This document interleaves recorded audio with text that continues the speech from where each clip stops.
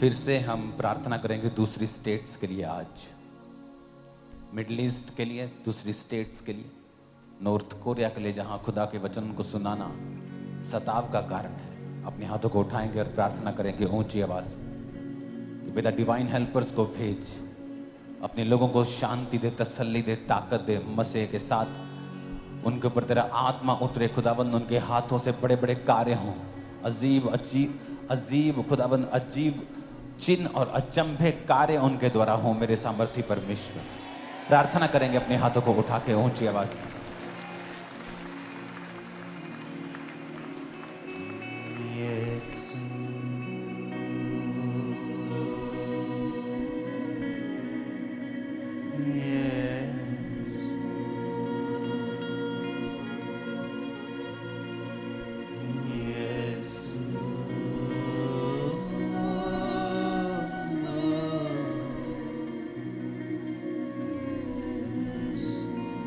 Exact गाओ, नहीं तो मत गाओ। अपने हाथों को उठाओ। Thank you Jesus. आज जितना वचन हम सुने खुदाबंद 100 गुना फलों को लेके आए। अंधकार की शक्तियां इन वचनों को चुरा ना सके। अपने हाथों को उठाकर ये वचन मत भूलो। यरूशलेम इज़राइल के लिए प्रार्थना करना, ये वचन मत भूलो। अपने भाइयों के लिए प्रार्थना करना, अपने संगी भाइयों के लिए जो सताव में है उनके लिए प्रार्थना करना और उनकी हेल्प करना, उनके लिए काम करना। अपने हाथों को उठा के थैंक यू जीसस बोलते हुए खुदावन से कहो, पिता तू मुझे इस्तेमाल कर अपने राज्य में। प्रभु यीशु मसीह के नाम में हम मांगते हैं। आज हम लोग सिर्फ प्रार्थना करेंगे। आज पुराने समय में अगर आप नोटिस करेंगे, आवाज आ रही है सबको? हाथों को हिलाओ, आवाज आ रही है पीछे भी?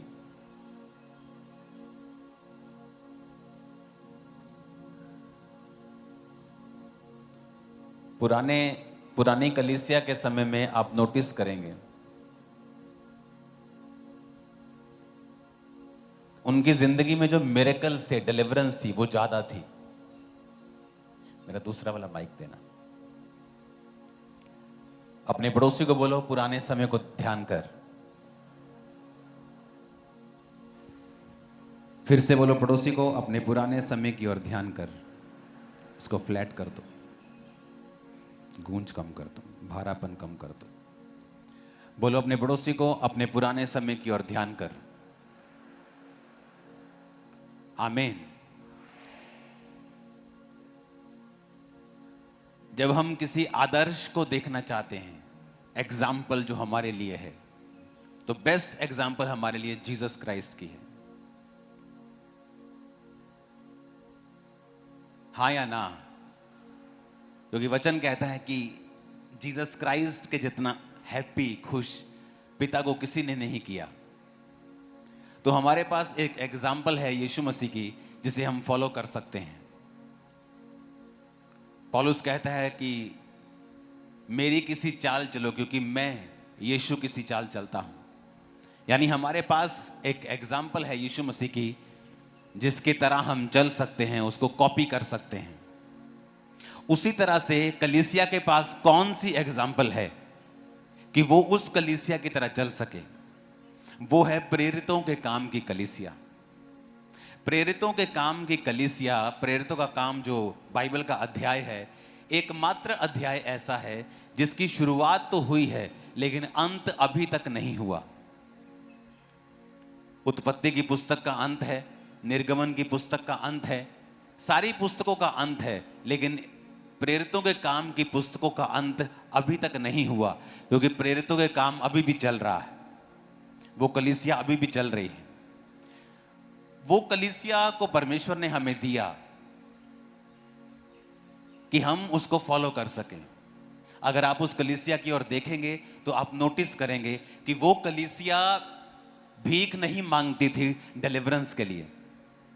अगर उनको डिलीवरेंस चाहिए होती थी शैतान से, तो वो तो एक मीटिंग का मसला था, कोई 2-2 साल का मसला नहीं था कि 2 साल हो गए शैतान अभी तक फ्री नहीं हो रहे, अभी तक डिप्रेशन से आजाद ही नहीं हो रहे, अभी तक। लेकिन ऐसा क्यों था? क्या परमेश्वर बदल गया कि आज अपनी कलीसिया की अगर मैं बात छोड़ दूं तो अगर आप क्रिश्चियन लोगों से मिलेंगे तो अभी भी कंप्लेंट करते आपको मिलेंगे 20-20 साल से कि हमको दुष्ट आत्मा के अटैक होते हैं। ये कलीसिया चेंज कैसे हो गई? वो कलीसिया जो पल भर में छुटकारा मिलता था, वो कलीसिया जो पल भर में लंगड़े हील करके परमेश्वर के कामों में उन्हें लगा देते थे, आज वो कलीसिया कहां है? आज वो काम कहां है? क्या परमेश्वर पीछे हट गया है या परमेश्वर की पावर नहीं काम कर रही है? क्या हो रहा है दुनिया में? आपने टेस्टिमनीज को सुना, थर्सडे टेस्टिमनी को सुना, कोड़ियों के कोड़ खत्म कर दिए आपकी आंखों के सामने। परमेश्वर आपकी आंखों के सामने हुआ, मेरी आंखों के सामने हुआ। मुर्दा अंगों को परमेश्वर चला रहा है, कैंसर के रोगियों को शिफा दे रहा है। पर सब जगह क्यों नहीं? सभी क्रिश्चियंस की लाइफ में क्यों नहीं? अगर आप उस कलीसिया को देखेंगे और आज की कलीसिया को देखेंगे तो आपको एक मेजर डिफरेंस दिखाई देगा, एक आपको फर्क दिखाई देगा। और वो फर्क ये है कि वो कलीसिया जो थी प्रेरितों के काम वाली, उनका पहला मोटिव था परमेश्वर की सेवा करना। पहला मकसद था परमेश्वर जी उठा है, इस बात का सुसमाचार आगे लेके जाना। जो प्रेरित खड़े हैं उनको सपोर्ट करना और प्रार्थना करनी। और बाइबल कहती है वो रोज प्रार्थना करने के लिए इकट्ठा हुआ करते थे।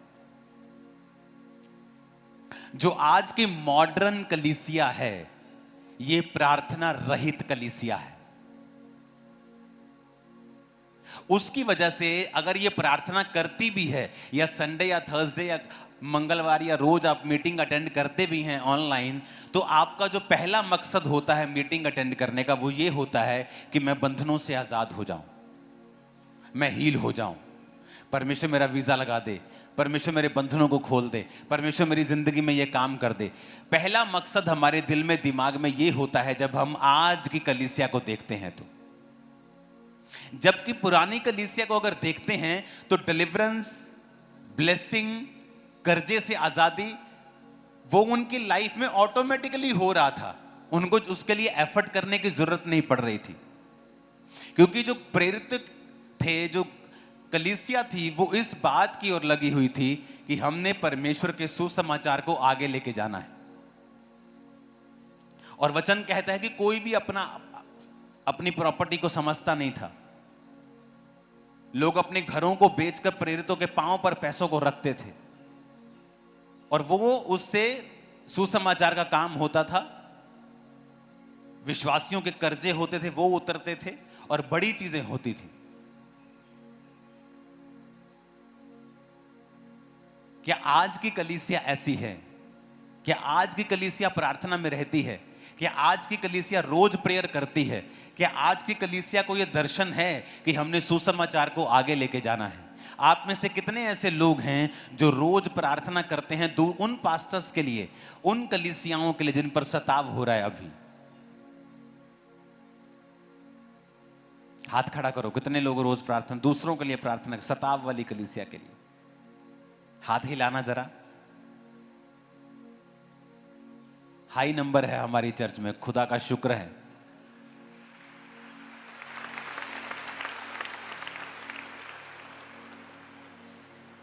आज जो मिसिंग पॉइंट है हमारी लाइफ में, चाहे हमें अपने डिलीवरेंस के लिए हो, चाहे वो ओवरऑल हो कि परमेश्वर की ग्रेस और परमेश्वर की जो ताकत है वो हमारे जीवन के ऊपर सामर्थ्य के साथ हो, जो परमेश्वर की ब्लेसिंग है, परमेश्वर की जो ताकत है हमारी लाइफ के ऊपर, वो काम करे, प्रैक्टिकली हमारे जीवन में छुटकारा दे और हमें भी छुटकारा दे और हम परमेश्वर के कामों के लिए काम आ सकें। अगर हमें ऐसी लाइफ चाहिए, हमारा रिजल्ट उनके जैसा होगा अगर हमारी जिंदगी भी उनके जैसी होगी तो। कि परमेश्वर को मालूम है कि आपको कर्जों से फ्री करना है, उसको मालूम है कि आपके बच्चों को ब्लेस करना है, परमेश्वर को पता है कि आपको सुरक्षित रखना है, और वो फिर आपकी लाइफ में एक अजीब हाथ, एक अनदेखा हाथ पर भारा हाथ पर एक देखा हुआ दिखता है वो हाथ कि इस व्यक्ति के ऊपर परमेश्वर का हाथ है, फिर वो नजर आएगा आपकी लाइफ के ऊपर। आज की कलीसिया कैसी है? उनको कोई मतलब नहीं है। अगर आप फॉरेन में चले जाएं, आप दुनिया में देखें तो आपको क्रिश्चियंस मिलेंगे जिनको कोई मतलब नहीं है कि क्या वो जीवित चर्च के साथ जुड़े हुए हैं कि नहीं। उनके लिए संडे चर्च जाना भी भारी है। उन फैमिली के 2 मेंबर चर्च जाते हैं और बाकी कोई बच्चा चर्च नहीं जाता। कोई अपने कॉलेज में, कोई अपनी यूनिवर्सिटी में, कोई अपने कामों में बिजी है। सब अपने अपने कामों में बिजी हैं। और जब उनको दुष्ट आत्माओं के अटैक होते हैं, जब शैतान अटैक करता है, जब बीमारियां अटैक करती, फिर वो बड़े बड़े पास्टर्स के लिए भागते हैं कि प्रार्थना हो जाए हमारे लिए। जबकि उनको ये नहीं पता कि आपको शुरू से ही एक जीवित विजन का, जीवित दर्शन का हिस्सा बनना है, उस दर्शन का जिसमें रूहें बचानी उनका काम हो। हालेलुया। तो हमें ये बात ध्यान से समझनी है कि अगर मेरी लाइफ में मैं चाहता हूं कि परमेश्वर का आत्मा कार्य करे, अगर मैं चाहता हूं कि परमेश्वर का आत्मा मुझे छुए, मैं एक राइट ट्रैक के ऊपर चलूं जहां मुझे अपनी बेसिक नीड्स के लिए परमेश्वर के सामने रोज रोना धोना ना पड़े। आप परमेश्वर से छुटकारे की प्रार्थना कर रहे हैं, यह भी कोई बहुत अच्छी बात नहीं है, लेकिन आपको करनी पड़ रही है। आपको छुटकारा परमेश्वर देगा भी, लेकिन उससे भी आगे की लाइफ है, एक उससे भी आगे का जीवन है। एक जीवन है कि आप बीमार और प्रभु से हीलिंग पा रहे हैं। एक जीवन है जो यूहन्ना कह रहा है कि मैं प्रार्थना करता हूं जैसे तू भला चंगा है, सब बातों में तू भला चंगा रहे। तू जैसे आत्मा में उन्नति कर रहा है, तू शरीर में चंगा रहे। कहता एक बरकत यह है कि तुम चलो ही चंगियाई में, तुम बीमार पड़ो ही नहीं। एक बरकत यह है कि तुमने परमेश्वर से प्रार्थना करके चंगियाई ली। कहता उससे अच्छी चीज है कि तुम इतनी जबरदस्त रीति के साथ प्रभु के साथ चलो कि बीमार पड़ो ही नहीं, तुम भले चंगे रहो, तुम्हारी हर तरफ परमेश्वर की ब्लेसिंग हो। ऐसा जीवन अपनाओ, ऐसी लाइफस्टाइल तुम्हारी होनी चाहिए कि परमेश्वर की एक नेक्स्ट लेवल का लाइफस्टाइल, एक नेक्स्ट लेवल की ब्लेसिंग जो है वो तुम्हारी लाइफ के ऊपर होनी चाहिए। हालेलुया।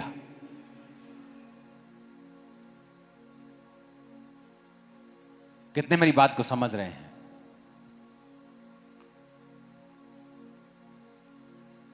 आज से कुछ महीने पहले जब मैंने आपको बताया कि मुझे बहुत कम स्वप्न आते हैं, मुझे ज़्यादा स्वप्न नहीं आते, लेकिन जब मुझे स्वप्न आते हैं तो बड़े क्लियर होते हैं, बड़े डीप होते हैं, और बिल्कुल प्रभु मुझसे बात करता है स्वप्नों में, बिल्कुल क्लियर। और ये अब ज़्यादा हुआ है पिछले कुछ सालों में। जब मैं अपने मसीह की शुरुआती 10 साल में था तब होता था बहुत रेयर। तो मैं एक दिन सपना देख रहा हूं कि मैं ऑस्ट्रेलिया में हूं और वहां पर जो ऑस्ट्रेलियन लोग हैं, और मैंने ये एक मीटिंग में बताया भी है, उस मीटिंग को अभी हम वीडियो में देखेंगे। उस मीटिंग की डेट लिखी हुई है, वो कौन सी डेट की मीटिंग है, पिछले साल की मीटिंग है या इस साल की है? पिछले साल की मीटिंग है वो। तो अगर आप नोटिस करेंगे कि इस साल बहुत से अटैक्स जो हैं हिंदुस्तानियों के ऊपर, इंडियंस के ऊपर बढ़े हैं। फॉरेन में बहुत ज्यादा बेइज्जती का वो सामना कर रहे हैं। पूरी दुनिया में रोज एक्सीडेंट्स होते हैं, लेकिन अगर इंडियन के द्वारा कोई एक्सीडेंट हो रहा है तो वो ज्यादा बेइज्जती का कारण बन रहा है, ज्यादा उसको उछाला भी जा रहा है। और ये बात मैंने आपको पहले बता दी थी, 1 साल पहले, कि परमेश्वर ने मुझे एक सपना दिखाया है जिसमें इंडियंस को एम्बैरेसमेंट का सामना करना पड़ रहा है। वो वीडियो रेडी है, वो सेम वर्डिंग के साथ। ओके, उस वीडियो को हम देखेंगे।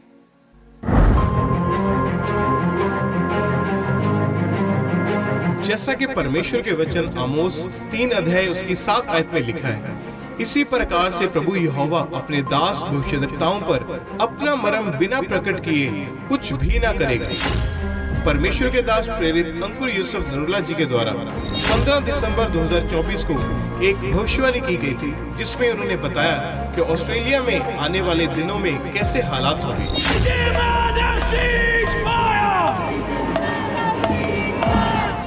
दूसरों ने इन विरोध प्रदर्शनों की निंदा करते हुए उन्हें नस्लवादी बताया है और कई लोगों का कहना है कि प्रवासी खतरे में हो सकते हैं।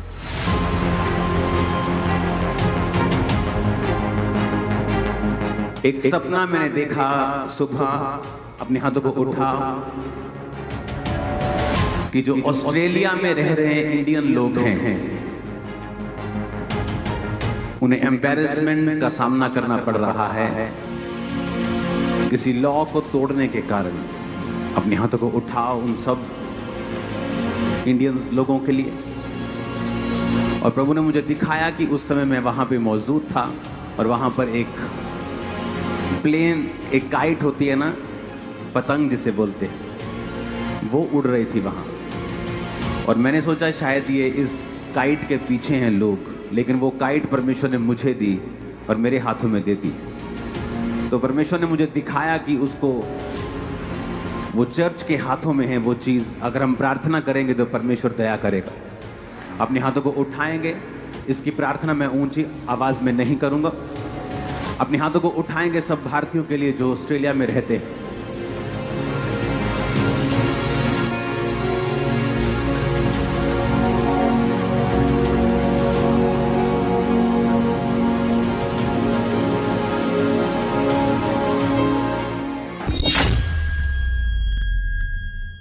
Sydney, Melbourne, Brisbane, Perth, Adelaide और कैनबरा में रैलियों को बढ़ावा देने वाले फ्लायर्स और वीडियो एक्स और टिकटॉक जैसे प्लेटफॉर्म पर वायरल हो गई। और मुझे लगता है कि इस तरह की चीजें देखकर बहुत से ऑस्ट्रेलियंस गुस्सा हो जाते हैं। हम अपना झंडा जलते हुए नहीं देखना चाहते। ना ही हम देखना चाहते हैं कि कोई ऑस्ट्रेलिया का झंडा लेके चिल्ला रहा हो और उस पे हमला हो जाए। आप अभी जो जीवन स्तर अनुभव कर रहे हैं वे उस स्तर पर क्यों नहीं है जहां होना चाहिए था। अगर हाल ही में कुछ चीजें नहीं हुई होती और अगर हम ऑस्ट्रेलिया को प्रभावित करने वाले मुख्य मुद्दों को हल करना शुरू नहीं करते हैं तो इस देश में आपके बच्चों और पोते पोतियों का जीवन स्तर कैसा होगा। और इस समय ऑस्ट्रेलिया के बहुत ही मशहूर शहरों में जैसे कि मेलबर्न, सिडनी, पर्थ, ब्रिस्बेन में ऑस्ट्रेलियन लोगों की तरफ से 31 अगस्त 2025 को एक बहुत बड़ी रैली निकाली जा रही है कि जिसमें वो लोग कह रहे हैं कि ऑस्ट्रेलिया में से भारतीय लोगों को बाहर निकाला जाए और दूसरे देशों से आए हुए लोगों को ऑस्ट्रेलिया में से बाहर निकाला जाए। अब इस समय ऑस्ट्रेलिया का माहौल बहुत ज्यादा खराब हो चुका है। जैसा कि परमेश्वर के दास प्रेरित अंकुर यूसुफ नरूला जी ने प्रोफेसी के दौरान बताया, आज कुछ वैसा ही हम ऑस्ट्रेलिया में होता हुआ देख रहे हैं। पीछे करो इसको, उस वीडियो को पीछे करो, डेट को दिखाओ जरा वीडियो की। YouTube वाला जो वीडियो है जहां पे मैं बोल रहा हूं, ओके, इसको जूम करो, पीछे करो, पीछे क्या जूम करना है? हाँ, ये 15/12/2024। तो अभी भी ये YouTube पे है वीडियो, आप देख सकते हैं। तो मेरे को मैसेज आया कि 31 बड़ी रैली निकल रही जहां पर इंडियंस गो बैक कि नारे जो लगेंगे और पूरा ऑस्ट्रेलिया उस पे लोग जो भाग लेंगे उस पे। और ये कब, ये वो लंबी बात नहीं है, जस्ट 2-3 महीने की घटनाएं हैं जो पहले हुई हैं, 2-4 महीने की। और आपको पिछले साल बताया गया था कि ऐसा होगा, कि मैं देख रहा हूं कि ऑस्ट्रेलिया में इंडियंस को एम्बैरेसमेंट का सामना करना पड़ रहा है। परमेश्वर कह रहा है, और मैं एक पतंग देख रहा हूं, मैं सोच रहा हूं कि शायद ये क्या है। और परमेश्वर ने कहा, मैंने कलीसिया के हाथ में डोर दी है, अगर कलीसिया बीच में खड़ी होगी और प्रार्थना करेगी तो लोग बचाए जाएंगे। अब आपका समय है प्रार्थना करने का। और अगर मैंने आपको ये बात शुरू से बताई है, अगर आप मेरी पिछले 1 साल या 2 साल 3 साल की वीडियोस देखें तो मैंने आपको बताया था कि आने वाले समय में फॉरेन कंट्रीज का वीजा लेना सबसे मुश्किल काम होगा। Very tough, very tough, only easy for the super rich people। Super rich लोगों के लिए इजी होगा, आम लोगों के लिए वीजा वेरी टफ कर देंगे लोग, बहुत मुश्किल, इज इक्वल टू इम्पॉसिबल कर देंगे वो लोग। और मैंने आपको ये पहले बताई हैं बातें कि परमेश्वर ने कहा कि इंडियंस को एम्बैरेसमेंट का सामना करना पड़ रहा है फॉरेन में। पिछले 6 महीनों में इतनी वीडियोस बनी हैं सिविक सेंस के ऊपर, जो इंडियंस ने रूल्स तोड़े हैं, चोरी की है, बाहर बड़ी चीजें की हैं, जिनकी वजह से बाकियों को शर्मिंदा होना पड़ रहा है। और ये चीजें आपको पहले से बता दी गई थी कि आपको प्रार्थना करनी है, क्योंकि मैं एम्बैरेसमेंट देख रहा हूं। अपना परमेश्वर है कि नहीं महान? हां, हैरानी होती है कि नहीं होती? आप समझेंगे कि मैं भी कई बार अपनी प्रोफेसी को भूल जाता हूं, करके भूल गया मैं। मेरे को टीम ने याद करवाया कि वो आप, क्योंकि मेरे को मैसेज आने शुरू हुए कि 31 वाले दिन क्या पड़ता है, शायद 31 को संडे है, क्योंकि उन्होंने कहा कि हमारी चर्च जो है अगले संडे नहीं लगेगी ऑस्ट्रेलिया में, क्योंकि वहां पे रैलियां होने वाली हैं, तो इंडियंस लोग जो आएंगे तो वो उनको तंग कर सकते हैं, इसलिए हो सकता है कि अगले संडे हम चर्च ना लगाएं उधर। तो आप देख सकते हैं किस लेवल का जो लोग हैं वो प्रोटेस्ट कर रहे हैं। परमेश्वर ने कहा था ये अंत के दिन की निशानियां भी होंगी। वो सारी चीजें हम अपनी आंखों के सामने पूरी होते हुए देख रहे हैं। 2019 के बाद का जीवन दोबारा कभी नहीं आया हमारी लाइफ में। चीजें बदल गई हैं। कोविड के बाद सब बदल गया है। बिजनेस वैसे नहीं रहे, लोगों के हार्ट वैसे नहीं रहे, दिल वैसे नहीं रहे, सेहतें वैसी नहीं रही, मेंटल लाइफ वैसी नहीं रही। 2019 से पहले लगता था कोई दुनिया की ताकत कुछ नहीं कर सकती, लेकिन उसके बाद लगा अरे एक छोटा सा वायरस हजारों लाखों करोड़ों लोगों को खत्म कर गया, कोई कुछ कर ही नहीं पा रहा। बड़े बड़े साइंटिस्ट, बड़े बड़े सुपर हीरो, हम फलानी ग्रह को हिला देंगे, सूर्य को ठंडा कर देंगे, ये बड़ी बड़ी बातें करने वाले सुपर हीरो अमेरिका के सब लोग, ये कहां हैं लोग? वो तो खुद छुपे हुए थे। इसका मतलब कोई कुछ नहीं कर पा रहा है। मेडिसिन बनने को भी टाइम है। कौन थे रियल हीरो? क्रिश्चियन लोग थे रियल हीरो, सड़कों पे काम कर रहे फर्स्ट डे से, पहले दिन से। तब मालूम हुआ कि नहीं, परमेश्वर ही सुपर हीरो है, जीसस क्राइस्ट ही सुपर हीरो, बाकी कुछ नहीं है। बाकी हीरो तो खुद वीडियो बना बना के बोल रहे थे गाइस स्टे इनसाइड, अंदर रहो गाइस, दवाइयां लो गाइस, मास्क लगाओ गाइस।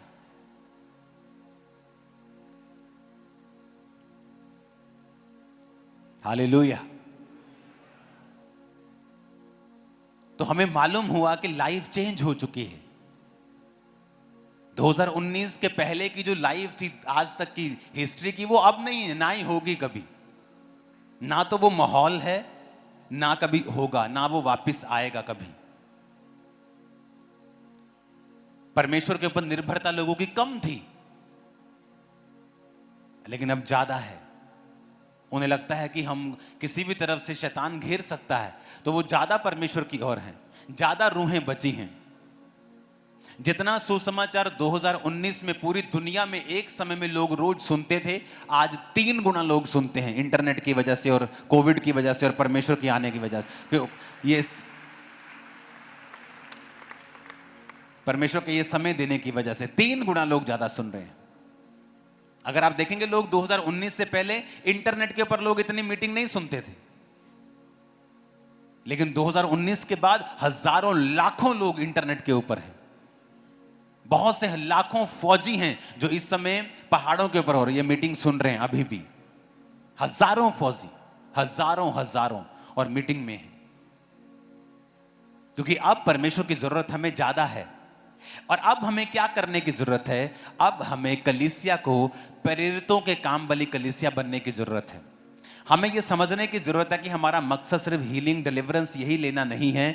हमारा मकसद है जो कुछ परमेश्वर कर रहा है, जो कुछ परमेश्वर दुनिया में हर जगह कर रहा है, हमने वहां पर अपने कंट्रीब्यूशन को डालना है। और हर बार कंट्रीब्यूशन पैसा नहीं होता है। प्रेरितों के काम 1 उसकी 14 आयत में लिखा है,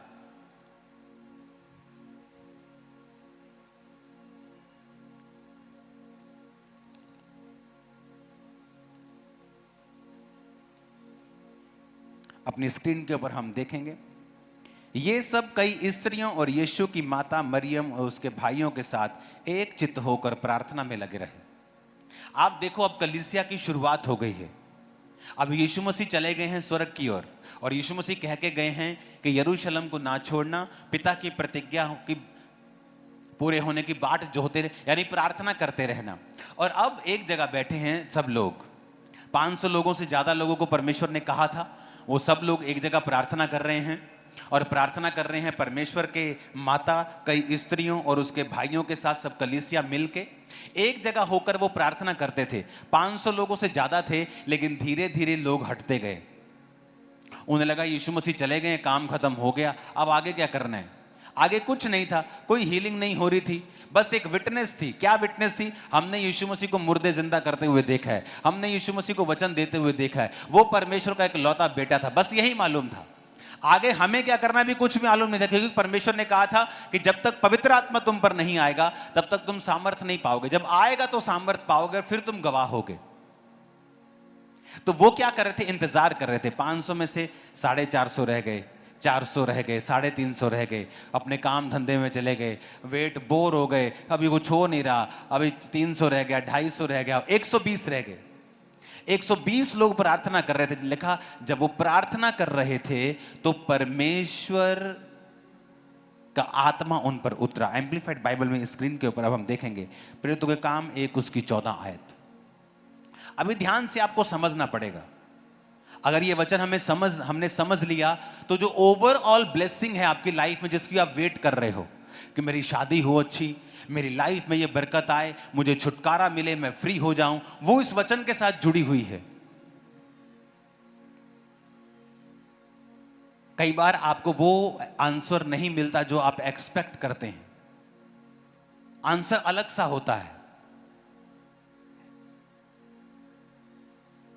जिस तरह जब अलीशा के पास वो नामान कोड़ी गया तो सोचा कि जब मैं बाहर जाऊंगा तो मैं एक देश का डिप्लोमेट हूं, तो अलीशा बाहर आके मेरे सिर पे हाथ रखेगा, लेकिन ऐसा नहीं था। अलीशा ने अंदर से कह दिया, जा और यर्दन नदी में डुबकी मार। वो नाराज हो गया वो, क्योंकि कई बार चीजें आपके हिसाब से जब नहीं होती तो इसका मतलब ये नहीं है कि परमेश्वर कर नहीं रहा। आपको यह समझना है कि परमेश्वर का हिसाब क्या है, क्योंकि आप उसके हिसाब से ब्लेस होंगे। तो जब वापिस जा रहा था वो, तो उसके नौकर ने कहा, कौन सी मुश्किल चीज तुझे बोल दी है? अगर तुझे कुछ और भी मुश्किल कहता तो तू करता ना, तू करता तो तुझे डुबकी मारनी मार ले, तेरा क्या जाता है। जब डुबकी मार के बाहर आया, 7 डुबकियां मारी, 7वीं डुबकी में लिखा उसकी त्वचा एक बच्चे के समान निर्मल और शुद्ध हो गई थी। आमीन। अब यहां पर कलीसिया क्या कर रही है? वो परमेश्वर की बाट जो रही है कि पवित्र आत्मा वो भेजे, और वो प्रार्थना कर रही है, वो प्रेयर कर रही है। अगर आपको पवित्र आत्मा गाइड करता है, जब भी आप छुटकारा चाहेंगे, चाहे वो पर्सनल छुटकारा हो, फाइनेंशियल, फिजिकल, सेहत का चंगाई चाहिए, बच्चे का छुटकारा चाहिए, नशे से छुटकारा, एनी छुटकारा, एनी डिलीवरेंस, अगर आपकी लाइफ में आपको चाहिए, जो पहला वर्ड पवित्र आत्मा आपको देगा वो बोलेगा प्रे, प्रार्थना कर। फर्स्ट वर्ड फास्टिंग के साथ करेंगे, सोने पे सुहागा, लेकिन पहला वर्ड जो आपकी लाइफ में आएगा वो होगा प्रे, प्रार्थना। मैं अपनी लाइफ के एक ऐसे मुकाम तक पहुंच गया जहां से पीछे जाना पॉसिबल नहीं था, आगे जाना मुश्किल हो रहा था। एवरी डे मेरी प्रार्थना उस समय 7 से 8 घंटे की थी, रोज। आज मेरी प्रेयर 8 घंटे की नहीं है, लेकिन उस समय जब छुटकारा था तो परमेश्वर ने कहा था एक्स्ट्रा मेहनत कर। अपने प्रेयर रूम में जब मैं, क्योंकि रात को इतनी प्रार्थना आप नहीं कर सकते, आप सो जाएंगे, आप थक जाएंगे। अगर आप अकेले हैं तो लोगों में आप कर सकते हैं, तो मैं दोपहर को भी अपने समय को देता था। जब दोपहर को मैं अपनी टीम के साथ ऐसे रूम में जाता था, जिस रूम में पास्टर सोनिया ने पवित्र आत्मा पाया था, वो हमारा प्रेयर रूम था। तो उस रूम में जब मैं जाता था तो ये सुखविंदर, सिद्धांत, बहुत से लोग वहां होते थे और हम वर्शिप करते थे। मैं अपने फ़ोन पे सॉन्ग लगा के बैठता था 1 घंटा 2 घंटा, फिर प्रार्थना करनी, फिर सॉन्ग लगाना, फिर प्रार्थना करनी। इनको मालूम होता था ये एक एक करके बीच बीच में 3-4 घंटे बाद खिसकना शुरू होते थे एक एक करके कि अब ये तो हिलेंगे नहीं 6-7 घंटे। तो ये एक एक करके वहां से 3-3 4-4 घंटे प्रार्थना करके चले जाते थे। तो वो प्रेयर, जो मेरी प्रेयर लगातार हो रही थी विदाउट किसी विषय के ऊपर, क्योंकि मेरी फुल लाइफ ऐसी थी कि मैं फंस चुका हूं, आगे कोई मेरे को मेरी हीलिंग नजर नहीं आ रही, मैं क्या करूं। लेकिन जब वो प्रेयर आप कंटिन्यू करते हैं, प्रेयर बंधनों को तोड़ देती है, वो आपको पर्सनल छुटकारे के पास ले जाती है। आपकी लाइफ का जितना मर्जी बड़ा प्रॉब्लम क्यों ना हो, एनी प्रॉब्लम जितना मर्जी बड़ा क्यों ना हो, प्रेयर वेरी इंपॉर्टेंट। प्रार्थना के बाद ही प्रभु आपको गाइड करता है। प्रार्थना के बाद ही वो आपको कई बारी कुछ खाने को कहेगा, कुछ अलग डाइट लेने को बोलेगा, आपको कुछ अलग करने को बोलेगा, या आपको फेथ, विश्वास रख के आपको धीरज रखने को। वो कुछ भी आपके साथ कर सकता है जब आप हैवी अपने आप को फुल डेडिकेशन की प्रार्थना में लगाते हैं। एम्प्लीफाइड बाइबल में लिखा है, अगर हम इसे देखेंगे, प्रेरितों के काम 1 उसकी 14 आयत में हम पढ़ेंगे तो उसमें लिखा है, all of these were with their mind in full agreement. हमें यह समझना होगा, ऑल ऑफ दीज, कौन ऑल ऑफ दीज? 120 लोग। उनमें कौन कौन था? जीसस के भाई, सब प्रेरित, माता जी, है ना? सब जीसस के भाई ना हो, लेकिन कुछ थे, कुछ नहीं थे, कुछ सारे चेले थे, लोग थे। कितने लोग थे? 120। ऑल ऑफ दिस का मतलब वो 120 लोग with their mind in full agreement. यह समझना जरूरी है। कहता अपने दिमाग में फुल एग्रीमेंट के साथ, पूरा मन बना के। और आपकी प्रार्थना कैसे होती है? 10 मिनट प्रार्थना की, फोन पे घंटी बजी, टुंग, व्हाट्सएप आया, व्हाट्सएप आया, व्हाट्सएप आया। हाँ हाँ आना मैं प्रे करके आना। फुल एग्रीमेंट है ही नहीं। टीवी लगा हुआ है, फोन बज रहा है, ना दूसरों को अकल है, वो बाहर से दरवाजा नॉक कर रहे, ठक ठक ठक ठक। मैंने अपने घर में, जब मैं मैरिड नहीं था, मैंने अपने दरवाजे के बाहर लगाया और अपने बेडरूम के बाहर, खटखटाना मना है। कोई मेरे दरवाजे को खटखटा नहीं सकता any time of the day. ऐसे ठक ठक तुम नहीं कर सकते। तुम्हें मुझे मिलना है, तुम टीम मेंबर हो, मेरी फैमिली भी, मुझे मैसेज करो।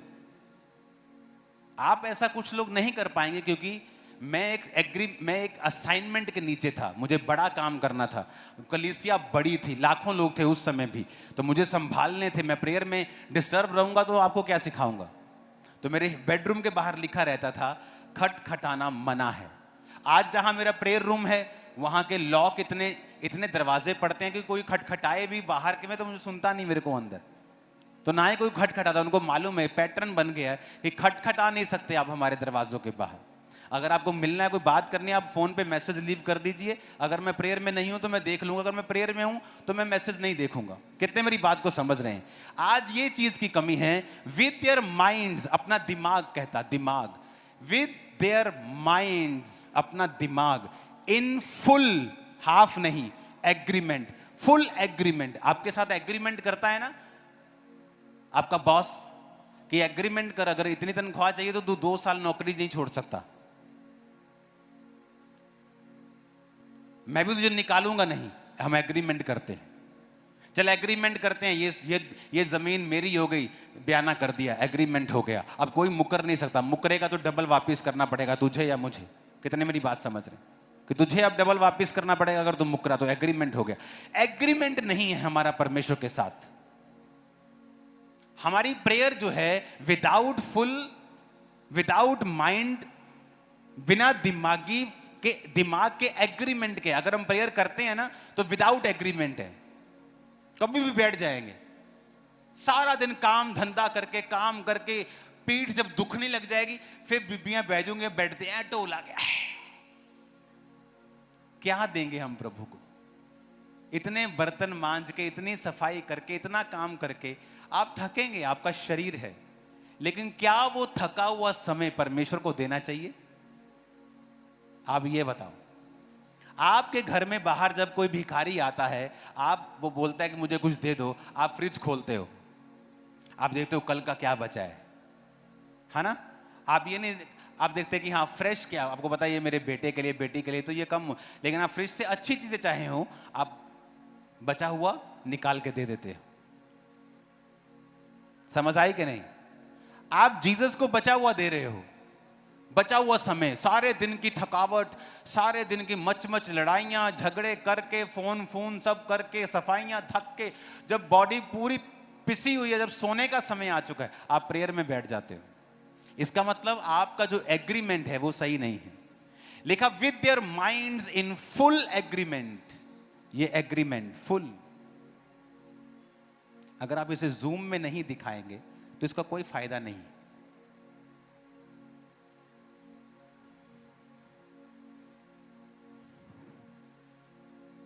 With their minds in full agreement. आगे लिखा है डिवोटेड देमसेल्व्स स्टेडफास्टली टू प्रेयर। अपने आप को डिवोटेड किया हुआ है। आप चले जाओगे ना पहाड़ों पे, मॉन्क्स मिलते हैं जो बौद्ध धर्म के दूसरे, डिवोटेड, शादी नहीं करनी, डिवोटेड, एक स्पेशल टाइप का खाना ही खाना है, ये नहीं करना, वो नहीं करना, ये नहीं कर सकते। डिवोटेड देमसेल्फ, अपने आप को समर्पण के साथ उन्होंने रखा हुआ है। स्टेडफास्टली टू प्रेयर, किसके लिए? प्रेयर के लिए। अब मैं कलीसिया से पूछना चाहता हूं जो ये कहते हैं कि हमारे जीवन में परमेश्वर काम करे, मेरा घुटना दर्द कर रहा है, मेरी फैमिली में कोई नशा करता है, वो नशा ही करी जा रहा है, 2 साल से 3 साल से माता तंग है तो तंग ही है। क्यों ऐसा हो रहा है? क्योंकि ये लाइन की कमी है कि with their minds in full agreement, पूरे एग्रीमेंट के साथ डिवोट किया है अपने आप को, स्टेडफास्टली टू प्रेयर, कि पूरे दिमाग में एग्रीमेंट के साथ पूरी प्रेयर में हमने अपने आप को खोप दिया है, दे दिया है, खुबा दिया है, डुबा दिया है, अपने आप को पूरा परमेश्वर के प्रार्थना में दे दिया है। क्या है ऐसी प्रेयर आपकी? अगर नहीं है तो कर लो, क्योंकि रिजल्ट हम प्रेरितों के काम वाले चाहते हैं और प्रार्थना हमारी बच्चों वाली है। फिर आगे लिखा है वेटिंग टुगेदर, इकट्ठे एक जगह पर वो प्रार्थना कर रहे थे। विद द वुमेन, बहुत सी स्त्रियां, Mary the mother of Jesus, यीशु मसीह की माता, एंड विद हिज ब्रदर्स, उसके भाइयों के साथ। अपने दिमाग में लिखा with their minds in full agreement, top level agreement, कि मुझे इतने घंटे रोज परमेश्वर को देने हैं, कुछ भी हो जाए। एक जिम वाले को भी पता है मैं रोज या इतने घंटे नहीं दूंगा तो मेरी बॉडी शॉडी नहीं बनेगी, फिट में रह सकता हूं। लेकिन एक आत्मिक बंदा जो है वो मूर्खों की तरह बिहेव करता है और बिना किसी डिसिप्लिन के चाहता है कि उसकी जिंदगी में परमेश्वर बड़ा काम करे। वो आपको खाना दे सकता है, पीना दे सकता है, आपकी स्टडी में हेल्प कर सकता है, लेकिन अगर आप बड़े चीजें चाहते हैं तो वो इन चीजों के बिना आपकी लाइफ में नहीं आएंगी। हालेलुया।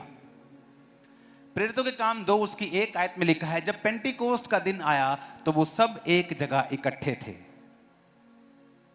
क्या कर रहे थे? इकट्ठे प्रार्थना कर रहे थे। फिर से देखेंगे उस वचन को, प्रेरितों के काम 2 उसकी 1 आयत को, कि जब पेंटिकोस्ट का दिन आया तो वो एक जगह क्या थे? अपने पड़ोसी को बोलो, इकट्ठे थे। वहां क्या कर रहे थे? इकट्ठे पार्टी कर रहे थे, वो प्रार्थना कर रहे। उनकी आदत थी ये, उनकी ये आदत थी, उस कलीसिया की आदत थी प्रार्थना करना।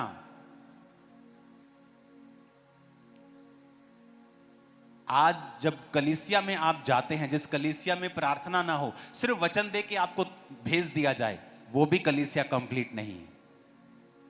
क्योंकि परमेश्वर ने कहा मेरा घर प्रार्थना का घर कहलाएगा। अपने आप को बहुत बहुत बड़े वचन के जानकार बोलने वाले, कितनी प्रार्थनाएं आपने, फुल नाइट प्रार्थनाएं की हैं आपने, कितनी कलीसिया आपकी प्रार्थना करती है।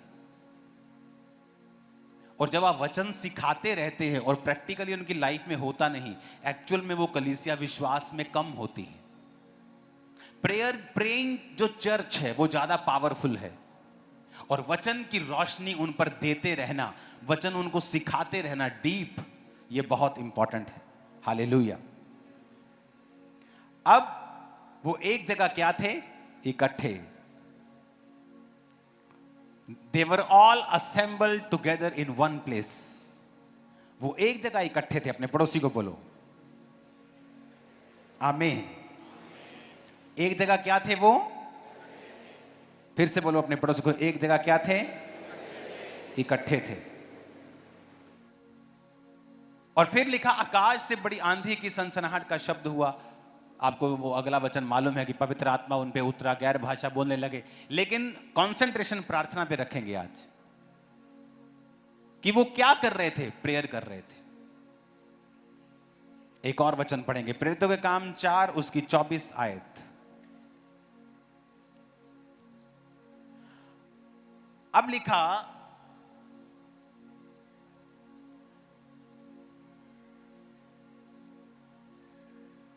ये सुनकर उन्होंने एक चित्त होकर ऊंचे शब्द से परमेश्वर से कहा, हे स्वामी तू वही है जिसने स्वर्ग, पृथ्वी, समुद्र और जो कुछ उसमें है बनाया।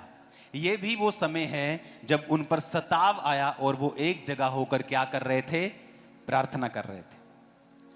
अब लिखा, and when they heard it, जब उन्होंने सुना, दे लिफ्टेड देयर वॉइसेस, उन्होंने अपनी आवाज को लिफ्ट किया। ये लगता है कि परमेश्वर सब जानता है। आप किसी बंदे से पूछो ना कि आप, वो क्रिश्चियन बिजनेसमैन है, बहुत हाई, अच्छे पैसे कमाता है, उसको बोलो कि यार सताव हो रहा है, हाँ हाँ वो सरकार आई यार, उसको कुछ नहीं पता उसे प्रेयर करनी है, उसकी जिम्मेवारी है।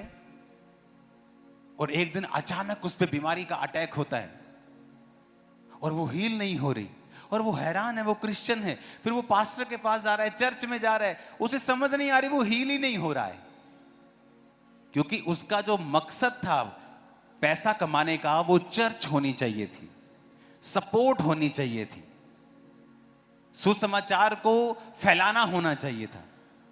लिखा लिफ्टेड देयर वॉइसेस, आगे लिखा टुगेदर, इकट्ठे होके, विद वन यूनाइटेड माइंड, सब एक मन होके प्रार्थना कर रहे थे, सब एक मन के साथ प्रेयर कर रहे थे। फिर से अपने पड़ोसी को बोलो प्रार्थना। फिर से बोलो अपने पड़ोसी को प्रार्थना। आप देख रहे वो कलीसिया एक मन, उनका दिमाग भी एक है, उनकी सोच एक है। उस समय कोई आगे नहीं आ रहा, मेरे लिए प्रार्थना कर दो, इस चीज के लिए, मेरे बच्चे लिए अभी मैं वचन छोड़ के यहां खड़ा हो जाऊं, यहां से अभी लोग निकलने शुरू हो जाएंगे कॉपी पेन लेके और फोटो में लेके, पापा जी हाथ रख दो, हूं नहीं वचन सुनाओ, बाद पहला हाथ रख दो। जब हम पहला काम प्रभु को रखेंगे, दूसरा अपना रखेंगे, आपका अपना जल्दी हो जाएगा, यकीन करना।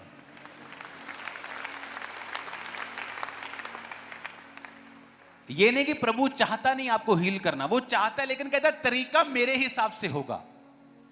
कहता मेरे धर्म और राज्य की खोज कर, दुनिया की सब वस्तुएं तुझे मिल जाएंगी, पर कहता पहले मेरे धर्म और राज्य की क्या कर? खोज कर। उसने ये नहीं कहा मैं तुझे सब चीजें दूंगा फिर जाकर तू मेरे धर्म और राज्य की खोज करना। उसने कहा पहले तू मेरे धर्म और राज्य की खोज कर, पहले मेरे वचन के अनुसार चल, तो मैं सब वस्तु तुम्हें दे दूंगा जो लोग मांग रहे हैं और उनको मिल नहीं रही, मैं तुझे दे दूंगा। प्रेरितों के काम 12 उसकी 12 आयत। ये कहकर वह उस यूहन्ना की माता मरियम के घर आया जो मरकुस कहलाता है, और वहां बहुत से लोग इकट्ठे होकर प्रार्थना कर रहे थे। अब ये अलग विषय है, ये अलग घटना है। प्रेरितों के काम की ये अलग घटना है। 12 की 12 पूरे प्रेरितों के काम में हम देखते हैं कि कलीसिया जब भी आपको मिल रही है वो प्रार्थना करती हुई ही मिल रही है। अपने पड़ोसी को बोलो, कलीसिया जब भी मिल रही है प्रार्थना करते हुए मिल रही है। और ये कब हुआ? ये पतरस जब बंदी गृह में, जब जेल में डाल लिया, उन्होंने पहले एक चेले को पकड़ा और उसे मार दिया। जब उसको मारा तो यहूदी जो लोग थे बड़े खुश हो गए। तो जो गवर्नमेंट थी उसे लगा, लो जी इनका एक बंदा मारा तो विरोधी सारे खुश हैं, सारी वोटें मिलेंगी हमें। उन्होंने पतरस को भी पकड़ लिया ताकि और लोग खुश हो जाए, देखो जी हम यीशु मसीह के मानने वालों का नामो निशान मिटा देंगे। कलीसिया बड़ी दुखी, उसे लगता था कि इतना बड़ा चेला याकूब मर कैसे सकता है, उसके साथ तो परमेश्वर था, वो तो कल लंगड़े चला रहा था, मर कैसे गया। तो कलीसिया को अपनी गलती समझ आई कि जो पावर है, जो अनॉइंटिंग है, वो दूसरे लोगों के लिए है। अगर हमें अपने आप को, अपने पास्टर को सुरक्षित देखना है तो हमें उसके लिए प्रार्थना करनी पड़ेगी। उसके जीवन में जो अनॉइंटिंग है वो दूसरों के लिए है, लेकिन उसकी सुरक्षा के लिए हमें प्रेयर करनी पड़ेगी। हालेलुया। तो बाइबल कहती कलीसिया प्रार्थना करने लगी, सब इकट्ठे हो गए। जब लॉ लगाकर, यानी फिर एक मन के साथ, फुल एग्रीमेंट के साथ प्रार्थना करने लगे, तो परमेश्वर ने अपना दूत भेज के पतरस को जेल से बाहर निकाल लिया। राजा सब सोचने लगे पतरस कहां चला गया।